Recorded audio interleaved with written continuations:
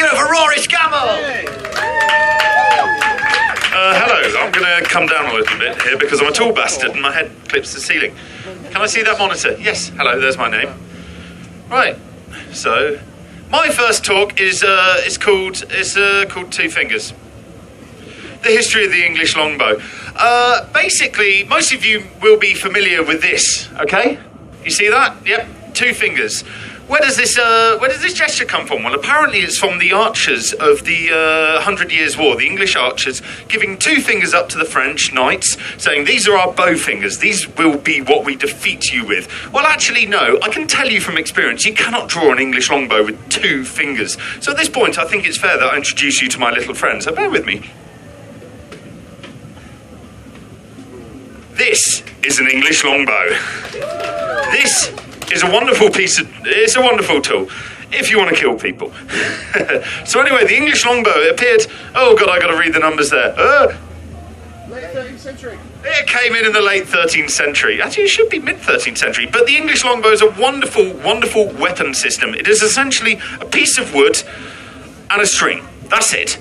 Very, very simple, but a wonderful tool for killing people with. And what essentially it is a weapon system that is very, very efficient at what it does. And traditionally, English longbows are made out of yew, which is a wonderful natural laminate of a wood. This one's made out of ash. So I'm going to demonstrate roughly how you deal with the English longbow, because the bastard's a heavy thing to draw. You wear a little finger tab around your fingers, you take the bugger, and you draw it, and release. But I can't do it in this tent. You've got to draw, bring up to elevation, release. And you use heavy arrows. These things are designed to puncture, pierce, and kill people. So the English used it very effectively with mass ranks of archers shooting at the English knights. You can see some fellas there. The English longbow doesn't actually date back to that period. It does actually come in before then, because Otzi the Iceman, if anyone's aware of him, a guy found in a glacier in Switzerland from about 3300 BC, was actually carrying a yew stave, which was being carved into a longbow. But they didn't call it the longbow then. The English longbow was an effective weapon system that was brought in during the Middle Ages when they had mass ranks of archers, as I've said, fighting the French.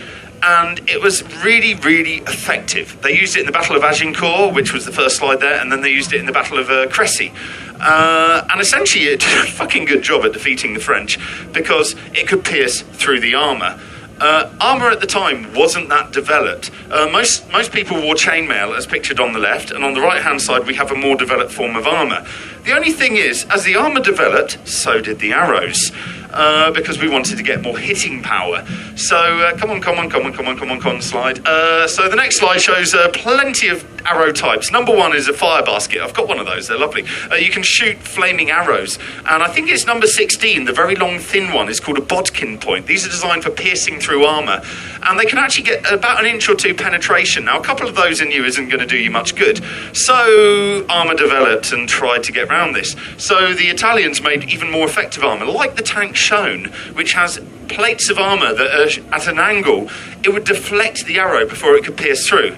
Now, the English longbow, we don't have any that are left from the period where they were most used. The only ones we have were recovered from the Mary Rose, which is during the Tudor period, not the medieval period. So, we're going on guesswork and illustrations. Now, what eventually replaced the English longbow was essentially firearms, cannons, muskets, flintlocks, matchlocks, black powder. It didn't require so much skill to shoot. It was actually rather easy to shoot. But at this point, I'd like to talk about an interesting fella called Mad Jack Churchill. Actually, Captain Jack Churchill. He's pictured here. That guy there. Pictured here on the left, charging off a landing boat with a sword in World War II. Now, he is the last person to have actually killed anybody in an armed conflict with an English longbow. He killed a German officer in World War II with an English longbow because he decided it was a good way to send a signal to the rest of his regiment to fire on the Germans, and also a very quiet way to kill the captain that was advancing on him. The fella was a complete fucking eccentric. He was actually eventually captured by the Germans whilst playing the bagpipes. His entire squad had been killed by a mortar round, and he was left conscious playing the bagpipes. Later on in his life, he didn't lose his eccentricity. In fact, he got even worse. He was the first person to surf the Severn Bore, which is a tidal wave that runs up the River Severn in the southwest of England. And he was a big advocate of surfing. But my final point is a little story about him. Every day, coming back from the MOD in his later on life, he would take his briefcase and hurl it out of the train window just before he reached his station. Eventually, they asked him to explain himself, and he said, well, my house backs onto the railway line, my garden is there. Why the hell would I want to waste the effort of carrying my briefcase from the station to my house? Ladies and gentlemen, I've been Rory. Thank you very much.